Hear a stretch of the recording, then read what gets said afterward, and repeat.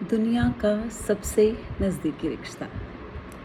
दोस्तों, दुनिया का सबसे नज़दीकी रिश्ता कौन सा होता है? मेरी नज़र में जितना मैंने देखा है, जितना मैंने सोचा है या जितना मैं समझ पाती हूँ, मुझे लगता है कि जब तक हम किसी शादी विवाह बंधन के रिश्ते में नहीं बनते हैं, तब तक हमारा रिश्ता हमारे माँ बाप से बढ़कर और किसी के साथ नहीं होता। वो हमारा सबसे नज़दीकी रिश्ता होता है, सबसे ज़्यादा हमारी माँ का। जो बात हम अपनी माँ से खुल के कह सकते हैं, जो बात हम अपनी माँ से कर सकते हैं ना, शायद दुनिया में किसी से नहीं कर सकते। और जितना हमारी बातों को हमारी माँ छुपा सकती है या हमारे पेरेंट्स से लड़ सकती है, उस चीज़ के लिए हमारे फादर से लड़ सकती है या हमारी गलतियों को छुपाकर उनको ठीक कर सकती है, वो हमारी माँ ही होती है और कोई नहीं कर सकता। फादर, मैं ये नहीं कहती कि फादर हमारी गलतियों को नहीं छुपाते हैं, हमारे पिता हमारे गलतियों पे काम नहीं करते हैं। एक्चुअली वो उनको ठीक करने के लिए कोशिश भी करते हैं, वो ये भी चाहते हैं कि किसी को पता भी ना चले, और इस चक्कर में वो हमें थोड़ा सा डांटते भी हैं, धमकाते भी हैं। तो हमें ऐसा लगता है कि शायद हमारे पिता हमारे से ज़्यादा हमारी मदर काम करती है हमारे लिए। तो इसलिए ऐसा होता नहीं है। एक्चुअली जो पेरेंट्स होते हैं वो दोनों ही बच्चों के बहुत करीब होते हैं।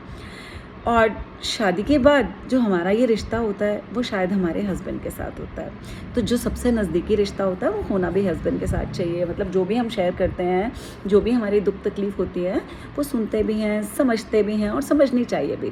पर कई बार क्या होता है, कई बार ना दोस्तों, रिश्ते में ना पता नहीं क्यों कुछ भी ना हो, फिर भी ना एक दीवार सी आ जाती है, दरार सी आ जाती है, बातें बंद हो जाती हैं, शेयरिंग बंद हो जाती है, आपस में एक दूसरे से बात नहीं कर पाते हैं।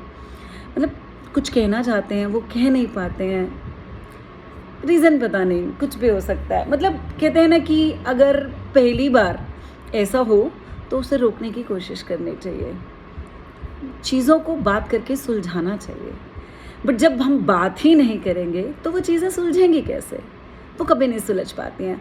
और एक दिन ऐसा आ जाता है कि वो दरार पड़ते पड़ते, वो बातें रुकते रुकते, वो शांति होते होते इतनी शांति हो जाती है, घर में इतनी शांति हो जाती है कि घर का माहौल बिल्कुल अजीब सा बन जाता है। आपस में ना शेयरिंग होती है, ना बातचीत होती है, इवन बिल्कुल साइलेंट हो जाता है घर में। और उस टाइम जाके ये जो इफ़ेक्ट होता है ना, ये हमारे बच्चों पर पड़ता है और उसका बहुत ज़्यादा बुरा इफ़ेक्ट पड़ता है। अच्छा नहीं है, बहुत ज़्यादा बुरा इफ़ेक्ट पड़ता है। कई बार कहते हैं ना कि चुप रहना अच्छा होता है, वाकई में चुप रहना अच्छा होता है।